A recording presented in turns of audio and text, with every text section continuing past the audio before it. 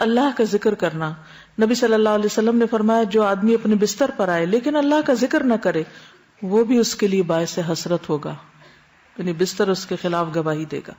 عبداللہ بن مسعود کہتے ہیں کہ اللہ کا ذکر کرتے وقت نیند کا آنا شیطان کی طرف سے ہے، یعنی اللہ کے ذکر کے دوران سونا شیطان کی طرف سے. اگر چاہو تجربہ کر کے دیکھ لو، اور جب تم میں سے کوئی سونے کا ارادہ کرے تو اللہ تعالیٰ کا ذکر کرے. تسبیحات فاطمہ پڑھنا یہ ہر تھکاوٹ کا علاج بھی ہے. سیدنا علی سے روایت ہے کہ فاطمہ رضی اللہ تعالیٰ عنہا کے ہاتھوں میں چکی پیسنے کی وجہ سے تکلیف ہو گئی، گٹھے پڑ گئے، تو وہ اس کی شکایت لے کر نبی صلی اللہ علیہ وسلم کی خدمت میں حاضر ہوئی، کیونکہ انہیں پتا چلا تھا کہ آپ کے پاس کچھ غلام آئے ہیں، لیکن ان کی ملاقات نبی صلی اللہ علیہ وسلم سے نہ ہو سکی. اس لیے حضرت فاطمہ نے حضرت عائشہ سے اس بات کا ذکر کیا. جب آپ گھر تشریف لائے تو حضرت عائشہ نے اس کا تذکرہ کیا. حضرت علی بیان کرتے ہیں پھر آپ ہمارے ہاں تشریف لائے، ہم اس وقت اپنے بستروں پر لیٹ چکے تھے، ہم نے اٹھنا چاہا تو آپ نے فرمایا تم دونوں لیٹے رہو.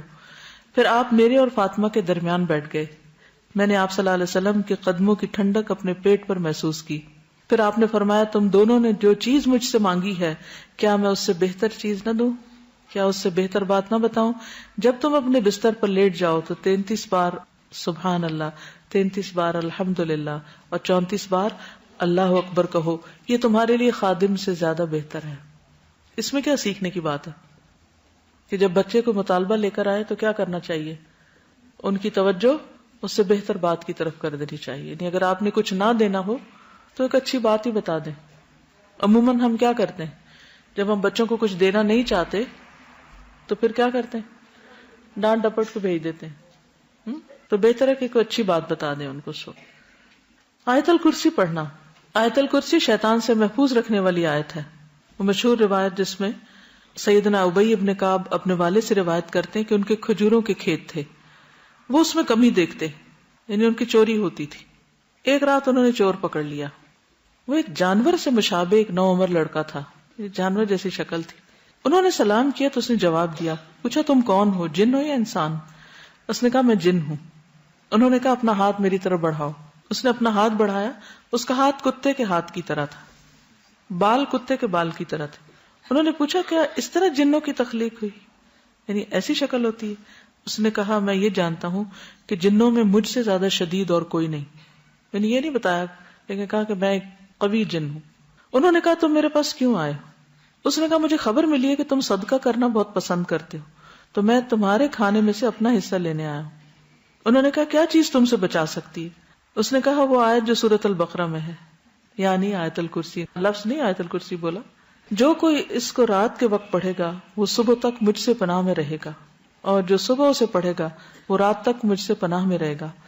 پھر جب صبح کو انہوں نے اس بات کا ذکر نبی صلی اللہ علیہ وسلم سے کیا تو آپ نے فرمایا اس خبیث نے سچ کہا. یہ صحیح بخاری کی روایت ہے. تو اس میں ہم میں سے ہر ایک کو اپنے سامان کی حفاظت کے لیے کیا کرنا چاہیے؟ آیت الکرسی پڑھنی چاہیے. چوروں پہ نظر ضرور رکھنی چاہیے لیکن دوسرے چور بھی ہو سکتے ہیں. پھر سورۃ البقرہ کی آخری 2 آیات. سیدنا ابو مسعود بدری سے روایت ہے کہ رسول اللہ صلی اللہ علیہ وسلم نے فرمایا سورۃ البقرہ کی آخری 2 آیتیں جو کوئی رات کو پڑھ لے گا وہ اس کو کافی ہو جائیں گی. کون سی ہیں وہ 2؟ آمن الرسول بما. نعمان بن بشیر سے روایت ہے کہ نبی صلی اللہ علیہ وسلم نے فرمایا کہ اللہ تعالیٰ نے آسمان و زمین پیدا کرنے سے 2000 برس پہلے ایک کتاب لکھی. اس کتاب میں سے 2 آیات اتاری جن کے ساتھ سورۃ البقرہ کو ختم کیا گیا. جس گھر میں 3 رات یہ آیات پڑھی جائیں شیطان اس کے قریب نہیں آتا. سورۃ الکافرون رات کو سوتے وقت پڑھنی چاہیے. فروہ بن نوفل اپنے والد سے روایت کرتے ہیں کہ نبی صلی اللہ علیہ وسلم نے نوفل سے فرمایا قل یا ایھا الکافرون پڑھو اور اسی پر بات چیت ختم کر کے سو جاؤ، یعنی اس کے بعد اور باتیں نہیں کرو. بے شک اس میں شرک سے برات کا اظہار ہے. یعنی اس حال میں پھر اگر انسان دنیا سے رخصت ہو جائے تو گویا وہ شرک سے بری ہو کر رخصت ہوا. سورۃ الاخلاص اور معوذتین بھی پڑھیں. ابو الدرداء سے روایت ہے کہ رسول اللہ صلی اللہ علیہ وسلم نے فرمایا کیا تم اس سے عاجز ہو کہ ہر رات 1/3 قرآن پڑھ لو؟ صحابہ نے عرض کیا 1/3 قرآن کس طرح پڑھیں؟ آپ نے فرمایا قل هو اللہ احد 1/3 قرآن کے برابر ہے. یعنی رات کو سوتے وقت انسان اسے بھی پڑھ لے. اور معوذتین جو ہے نبی صلی اللہ علیہ وسلم جب اپنے بستر پر آرام کے لیے آتے تو روزانہ رات کو اپنے دونوں ہاتھوں کو ملا کر ان پر سورۃ الاخلاص الفلق اور الناس پڑھ کر دم کرتے یعنی پھونک مارتے، پھر اپنے دونوں ہاتھ اپنے پورے جسم پر پھیر لیتے تھے، ٹھیک ہے، یعنی ہاتھوں پر دم کرتے اور ہاتھ پہ پھیرتے تھے، اور سر سے شروع کرتے، پہلے اپنے سر پر اور چہرے پر پھیرتے، اس کے بعد اپنے جسم پر جہاں تک آپ کا ہاتھ پہنچتا پھیر لیتے، اور یہ فعل آپ 3 مرتبہ کرتے تھے۔ ایک اور حدیث سے معلوم ہوتا ہے کہ نبی صلی اللہ علیہ وسلم اگر بیمار ہوتے تو حضرت عائشہ موعظتین پڑھ کر آپ کے ہاتھوں پر پھونک کر آپ کے جسم پر پھیر دیتی۔ اس سے یہ پتہ چلتا ہے کہ بیماری میں بھی یہ عمل جاری رہتا تھا۔ اب جیسے چھوٹے بچے ہوتے ہیں وہ خود نہیں پڑھ سکتے تو آپ خود اپنے اوپر بھی پھیر لیں اور ان کے اوپر بھی ہاتھ پھیر دیں۔ اب یہ کہ ہاتھوں پر دم کر کے وہ پھونک جب ماری جاتی تو لازماً اس میں کچھ اثرات آتے ہوں گے، اسی لیے پھر وہ جسم پر پھیرنے کے لیے کہا گیا۔ سورۃ الملک، رات کو سونے سے قبل سورۃ الملک پڑھیں۔ ابو ہریرہ رضی اللہ عنہ سے روایت ہے کہ رسول اللہ صلی اللہ علیہ وسلم نے فرمایا، قرآن میں ایک سورت 30 آیتوں کی ہے، اس نے ایک شخص کی شفاعت کی یہاں تک کہ وہ بخش دیا گیا، اور وہ ہے تبارک الذی بیدہ الملک۔ ایک اور روایت کے مطابق یہ عذاب قبر سے رکاوٹ ہے۔ ابو ہریرہ کہتے ہیں، بے شک اللہ کی کتاب میں ایک سورت ہے جو 30 آیات پر مشتمل ہے، وہ ایک شخص کی شفاعت کروائے گی، پھر اسے آگ سے نکلوا لے گی اور جنت میں داخل کروا دے گی، یعنی سورۃ الملک۔ سورۃ السجدہ بھی پڑھی جائے اگر آپ پڑھ سکے تو۔ جابر سے روایت ہے نبی صلی اللہ علیہ وسلم نہ سوتے جب تک کہ سورۃ الف لام میم تنزیل یعنی سورۃ السجدہ نہ پڑھ لیتے۔ ایک اور روایت میں بھی آتا ہے کہ آپ اس وقت تک نہیں سوتے تھے جب تک سورۃ السجدہ اور تبارک نہ پڑھ لیتے۔ حضرت عائشہ سے روایت ہے نبی صلی اللہ علیہ وسلم سوتے نہیں تھے جب تک کہ زمر اور بنی اسرائیل نہیں پڑھ لیتے تھے۔ ہم تو ساری زندگی بھر نہ کبھی ایک دفعہ یہ سب کچھ پڑھا ہو۔ ہم کیوں نہیں پڑھ سکتے؟ ہمیں کیا مشکل ہے؟ کیونکہ ہم بہت مصروف ہیں۔ ہماری اکثریت کی مصروفیت کیا ہے؟ ہمیں تو سونے کا ٹائم نہیں ملتا، تو سوتے سوتے دیر کر دیتے ہیں، پھر اس وقت ہم صورتیں پڑھنے بیٹھ جائیں تو آدھی رات یوں گزر جائے گی۔ پھر کچھ اور مسنون دعائیں بھی ہیں جو رات کو بستر پر آ کر پڑھنی چاہیے۔ ایک تو وہی اللہم قنی عذابک یوم تبعث عبادک، پھر اللہم بسمک اموت واحیا، اور پھر الحمدللہ الذی اطعمنا وسقانا وکفانا وآوانا فکم ممن لا کافی لہ ولا مؤوی۔ حضرت انس کہتے ہیں کہ حضور صلی اللہ علیہ وسلم بستر پر جا کر یہ دعا پڑھا کرتے تھے۔ ایک اور روایت میں زہیر النماری کہتے ہیں کہ آپ یہ پڑھتے تھے، اللہم اغفر لی ذنبی واخسأ شیطانی وفک رہانی وثقل میزانی وجعلنی فی الندی الاعلی۔ اے اللہ میرے گناہ بخش دے، میرے شیطان کو دفع کر دے، میرے نفس کو آزاد کر دے یعنی آگ سے، میرے میزان کو بھاری کر دے، مجھے اعلیٰ مجلس والوں میں شامل کر دے۔ عبداللہ بن عمر نے ایک شخص کو سوتے وقت یہ پڑھنے کو کہا، اللہم خلقت نفسی وانت توفاها لک مماتها ومحیاها ان احییتها فاحفظها وان امتها فاغفر لها اللہم انی اسألک العافیہ۔ پھر ایک اور روایت ابو ہریرہ کہتے ہیں کہ نبی صلی اللہ علیہ وسلم نے فرمایا، جو شخص اپنے بستر پہ جانے لگے تو اسے چاہیے کہ وہ اپنے کپڑے کے کنارے سے اسے 3 بار جھاڑ لے، پھر یہ دعا پڑھے، بسمک ربی وضعت جنبی وبک ارفعہ ان امسکت نفسی فاغفر لها وان ارسلتها فاحفظها بما تحفظ به عبادك الصالحین۔ اے میرے رب، تیرا نام لے کر میں اپنا پہلو رکھتا ہوں، تیرے نام ہی کے ساتھ اس کو اٹھاتا ہوں، اگر تو میری جان کو روک لے تو اسے بخش دینا، اور اگر واپس بھیج دے تو اس کی حفاظت فرمانا، جس طرح تو اپنے نیک بندوں کی حفاظت فرماتا ہے۔ انس بن مالک کہتے کہ رسول اللہ صلی اللہ علیہ وسلم نے فرمایا، جس نے اپنے بستر پر لیٹتے ہوئے یہ دعا پڑھی تو اس نے ساری مخلوق کی بیان کردہ اللہ کی تعریفیں کہہ ڈالی۔ اتنی خوبصورت دعا کہ گویا جتنی مخلوق ہے اللہ کی، وہ جو اللہ کی تعریف کرتی ہے اس نے اس طرح کی تعریف کر ڈالی۔ کیا ہوگی وہ؟ الحمدللہ الذی کفانی وآوانی، الحمدللہ الذی اطعمنی وسقانی، الحمدللہ الذی من علی فافضل، اللہم انی اسألک بعزتک ان تنجینی من النار۔ تمام تعریف اللہ کے لیے ہے جس نے میری کفایت کی اور مجھے رہنے کو جگہ عطا کی۔ تمام تعریف اللہ کے لیے جس نے مجھے کھلایا اور پلایا۔ تمام تعریف اللہ کے لیے جس نے مجھ پر احسان کیا اور مہربانی کی۔ اے اللہ، میں تجھ سے تیری عزت کے واسطے سے سوال کرتا ہوں کہ تو مجھے آگ سے نجات دے۔ ابن عمر سے روایت ہے، رسول اللہ صلی اللہ علیہ وسلم جب بستر پر تشریف لاتے تو فرماتے، الحمدللہ الذی کفانی وآوانی واطعمنی وسقانی والذی من علی فافضل والذی اعطانی فاجزل، الحمدللہ علی کل حال، اللہم رب کل شیء وملیکہ وإلہ کل شیء اعوذ بک من النار. تمام تعریف اللہ کے لیے ہے جس نے میری کفایت کی اور مجھے رہنے کو جگہ عطا کی، مجھے کھلایا اور پلایا، اور وہ ذات جس نے مجھ پہ بہت احسان کیا اور بہت زیادہ کیا، جس نے مجھے دیا اور بہت خوب دیا. ہر حال میں اللہ کی تعریف. اے اللہ، اے ہر چیز کے پالنے والے اور اس کے مالک، اے ہر چیز کے معبود، میں آگ سے تیری پناہ چاہتا ہوں. اس قدر خوبصورت دعا ہے.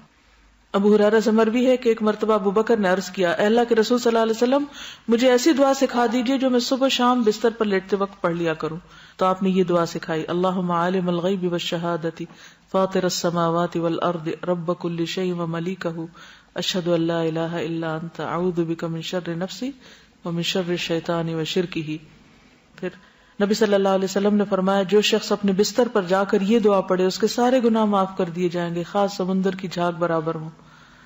لا الہ الا اللہ وحدہ لا شریک لہ، لہ الملک ولہ الحمد وہو علی کل شیء قدیر، لا حول ولا قوۃ الا باللہ، سبحان اللہ والحمد للہ ولا الہ الا اللہ واللہ اکبر. براء بن عازب کہتے ہیں نبی صلی اللہ علیہ وسلم نے ایک صحابی کو وصیت کی اور فرمایا، جب تم بستر پہ جانے لگو تو یہ پڑھا کرو، اللہم اسلمت نفسی الیک وفوضت امری الیک ووجہت وجہی الیک والجأت ظہری الیک رغبتا ورہبتا الیک لا ملجا ولا منجا منک الا الیک آمنت بکتابک الذی انزلت ونبیک الذی ارسلت. اے اللہ، میں نے اپنی جان تیرے حوالے کی، اپنا معاملہ تجھے سونپا، اپنے آپ کو تیری طرح متوجہ کیا، اپنی پشت کو تیری پناہ میں دے دیا، تجھ سے امید کے ساتھ اور خوف کے ساتھ، تیرے سوا کوئی جائے پناہ اور نجات کی جگہ نہیں. میں ایمان لایا تیری کتاب پر جو تو نے نازل کی اور تیرے نبی پر جس کو تو نے بھیجا. دیکھیے کتنے ذکر ہیں، کتنی دعائیں ہیں، ایک سے ایک بڑھ کر خوبصورت ہے. سیدنا سہیل سے روایت ہے، جب ہم میں سے کوئی سونے لگتا تو ابو صالح کہتے دائیں کروٹ پہ سو جاؤ اور یہ دعا پڑھو، اللہم رب السماوات ورب الارض ورب العرش العظیم ربنا ورب کل شیء فالق الحب والنوا ومنزل التوراة والانجیل والفرقان اعوذ بک من شر کل شیء انت آخذ بناصیتہ اللہم انت الاول فلیس قبلک شیء وانت الآخر فلیس بعدک شیء وانت الظاہر فلیس فوقک شیء وانت الباطن فلیس دونک شیء اقض عنا الدین واغننا من الفقر. نیند آنے تک ذکر کرتے رہیں. ربیہ بن کعب اسلمی کہتے ہیں، میں دن کے وقت نبی صلی اللہ علیہ وسلم کی خدمت کرتا، جب رات ہو جاتی تو میں آپ کے دروازے پر جا کر رات گزارتا، میں آپ کو ذکر کرتے ہوئے سنتا رہتا، آپ سبحان اللہ سبحان اللہ سبحان ربی پڑھتے رہتے، یہاں تک کہ میں اکتا جاتا اور مجھ پہ نیند کا غلبہ آ جاتا اور میں سو جاتا. رات کو پہلو بدلتے وقت لا الہ الا اللہ الواحد القہار رب السماوات والارض وما بینہما العزیز الغفار. رات آنکھ کھل جائے لا الہ الا اللہ وحدہ لا شریک لہ، لہ الملک ولہ الحمد وہو علی کل شیء قدیر، الحمد للہ وسبحان اللہ ولا الہ الا اللہ واللہ اکبر ولا حول ولا قوۃ الا باللہ. پھر کہے اللہم اغفر لی، یا کوئی دعا کرے تو اس کی دعا قبول ہوگی. اگر بستر سے اٹھ کر وضو کرے اور نماز پڑھے تو نماز قبول ہوگی. پھر برا خواب آ جائے تو دعا پڑھیے، اعوذ باللہ من شر الشیطان وشرہا. پھر نیند میں ڈر جانے پر بھی دعا پڑھے، اعوذ بکلمات اللہ التامات من غضبہ وعقابہ وشر عبادہ ومن ہمزات الشیاطین وان یحضرون. زبانی یاد کر لیں ورنہ رات کو اٹھ کے لائٹ آن کر کے کہاں سے ڈھونڈ کے پڑھیں گے. نیند میں ڈر جائیں تو پڑھیں اعوذ بکلمات اللہ التامات من غضبہ وعقابہ وشر عبادہ ومن ہمزات الشیاطین وان یحضرون. پھر اسی طرح خالد بن ولید کہتے ہیں، میں رات کو نیند میں گھبرا جایا کرتا تھا تو نبی صلی اللہ علیہ وسلم کی خدمت میں حاضر ہوا تو میں نے عرض کی، میں رات کو نیند میں ڈر جاتا ہوں تو میں اپنی تلوار اٹھا لیتا ہوں اور جو چیز سامنے آتی ہے اسے مار ڈالتا ہوں. آپ نے فرمایا، کیا میں تمہیں وہ کلمات نہ سکھاؤں کہ جو روح الامین نے مجھے سکھائے؟ میں نے کہا کیوں نہیں. آپ نے فرمایا، کہو اعوذ بکلمات اللہ التامات التی لا یجاوزہن بر ولا فاجر من شر ما ينزل من السماء وما يعرج فيها ومن شر فتن اللیل والنہار ومن کل طارق الا طارقا یترک بخیر یا رحمان. اسی طرح ایک اور روایت میں ہے، رسول اللہ صلی اللہ علیہ وسلم نے فرمایا، جو رات میں تکلیف اور مشقت اٹھانے سے گھبرائے اور ڈرے کہ دشمن اس سے لڑے تو وہ کثرت سے یہ کلمات پڑھے، سبحان اللہ والحمد للہ ولا الہ الا اللہ واللہ اکبر. وآخر دعوانا ان الحمد للہ رب العالمین.